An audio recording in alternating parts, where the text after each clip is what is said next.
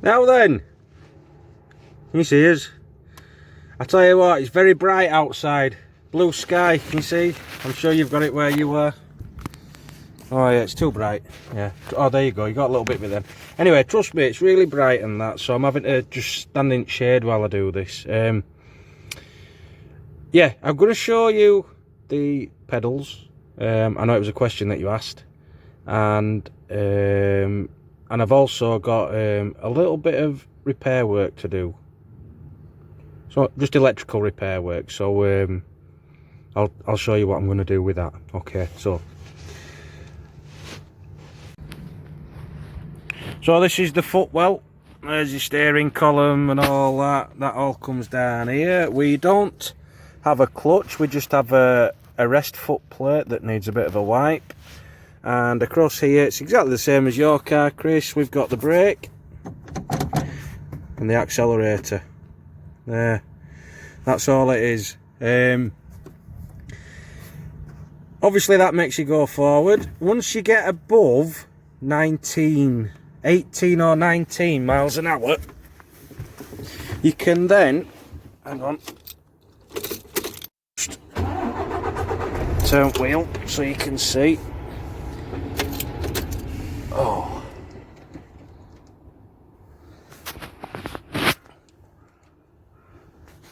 Right. Those buttons there are your cruise control buttons. Okay, so once you get above 18 miles an hour, you can press up, you can hold it, it goes up in increments of 5 miles per hour, or you can go up 1 mile an hour at a time. So you can control the speed and acceleration from the buttons, and obviously you can reduce your speed by that, or you can switch it all off and it'll just roll. Now, problem with doing this, it's just it's a little bit slower than using the old foot pedals in it. So these are good for economy as well. Rather than pressing the gas pedal, it's better for your economy. But I tend to use the gas, a little bit more control over it. If we're out on the main road, on the motorway, we use the control. So that's it. Right, I'll show you this electrical work now. So, as you've seen in, it's getting shade again. As you've seen in the other videos, I've got a warning triangle, electrical one, that goes on the back of the overhang, on the back of the trailer, to warn people that there's some steel sticking out the back. That gets wired, gets plugged into a plug, and that goes into the back of the trailer. That's your 24-volt feed, and that lights the board up. Now, the problem that I've had with it, one of the little connectors has come off, so it doesn't work at the minute. So we're just going to fix that. Okay, so I've got to go in my locker, which is here, and it's this. This is the problem. Now, that goes into the back of the trailer. It's a 3-pin plug, 24 volt there. The light board plugs into that. Okay, those connectors are fine, but I have two, because if you have steel overhanging on one side and the other side, you need to light them both up. The problem is, as you can see, that one's snapped off, so I only have one working. And like this morning I needed two, so I had to use a battery operated light, but they're just not quite the same, they're not as bright. So I'm going to fix this one today, so I'll show you how we do that. Right, so I've been and got my little toolbox out, the tool bag. It's got all little bits of bobs in there. It's got heat gun, pliers, screwdrivers, all bits and pieces that you might need to do temporary repairs while you're out on the road, to keep you mobile. Anything bigger than an odd connector or a bit of wire needs putting back together again like that, or a bulb change, anything bigger than that, then it's called call out. Somebody comes out and fixes it for you and does a proper job for you. But this is just a temporary one. It'll do for now. So remember, we got this. I've got some. These are called crimpers. I'll show you what they do in a minute. Some wire snips, and in this box here we have all sorts of little connectors, pins, bulbs, fuses. What else is there? Spare chains, extra bit of wire, all sorts of little bits and pieces, you know, that you collect over years. Or even a couple of batteries for torches. You know, you just never know, do you? You just never know. So what we're going to use, just going to use one of these called a female connector, and that's a male connector. I won't go into the reasons why they're called that. I don't think you need to know, but we need the female one, okay? So all we're going to do with this, I'm going to get rid of that one, and we've got this one, okay? So as you can see there, oh, I don't know, can you see? Right, it's a bit of a mess because it's snapped off. So what we're going to do is we're just going to strip the outer sleeve off, just give it a little nip. Oh, a bit harder. This is a stubborn one.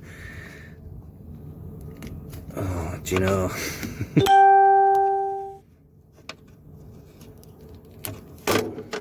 Right. So there's the wire, eventually, okay, and all we'll do is we'll just twist it so it all coils together, okay, and that gives us that. But there's too much there. We only need about 1.5 centimetres, 2 centimetres, something like that, okay. So what we'll do is we'll snip the rest of that off there, just get rid of it, okay. So now we've got a nice clean fresh wire, okay, and then we'll get the connector. Now inside the connector, don't know if you can see, it's got a plastic, sort of hard plastic outer sleeve and a metal inner. Bit difficult to see that, but trust me on it, okay.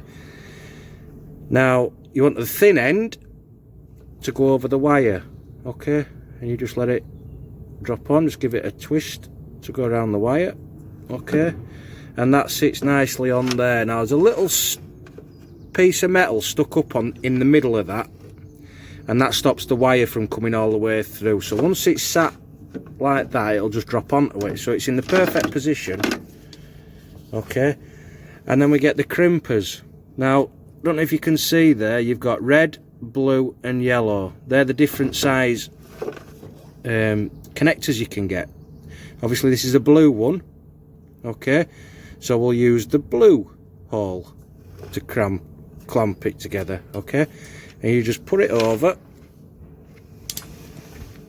and tighten it up like that, okay, and you give it a big squeeze like that, and then that's it. You can see that it's crimped on and it's solid, okay. So that's that done. Now we need to go test it, so let's go. Right, so we're at the back of the trailer. So I've got the freshly connected wires, and I've got a little light that we use. It's a flashing amber light, and we shall test it. So on the amber light there's 3 wires, okay.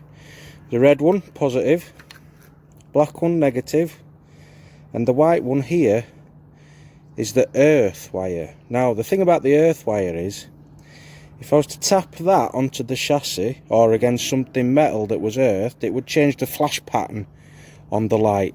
So I'll demonstrate that as well. So what we need to do is need to get the plug, and we're going to go, difficult to see, isn't it? We're going to go red to red, okay, and black to black. There we go. red to red, black to black. And then on the back of the trailer, can we see? If I come down into the shade, you'll be able to see. This is the 3-pin socket that we're going to use. You see that? That's a 3-pin socket. Remember, this is a 3-pin socket, so we're going to plug that into there.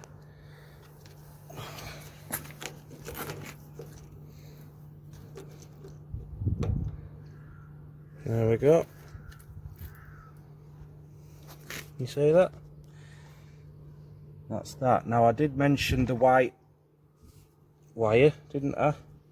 Now, really, if I get a nice rusty part of that trailer and it's not working.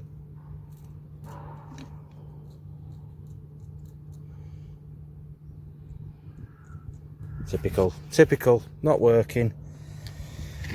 Do you know?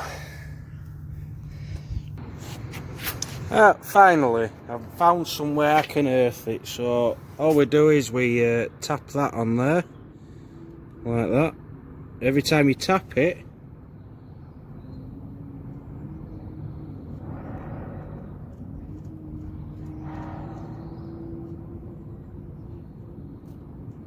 come on, there.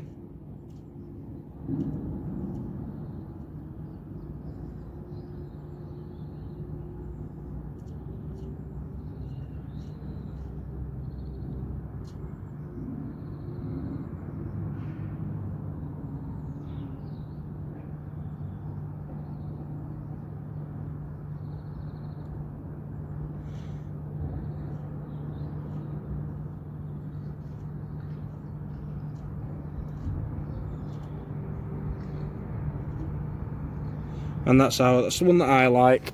So there you go, that's all it does. Yeah, little bit video with a little bit causing me a few problems, wasn't it? But there we go. Anyway, you've seen that now. That's that goes on the back of the steel.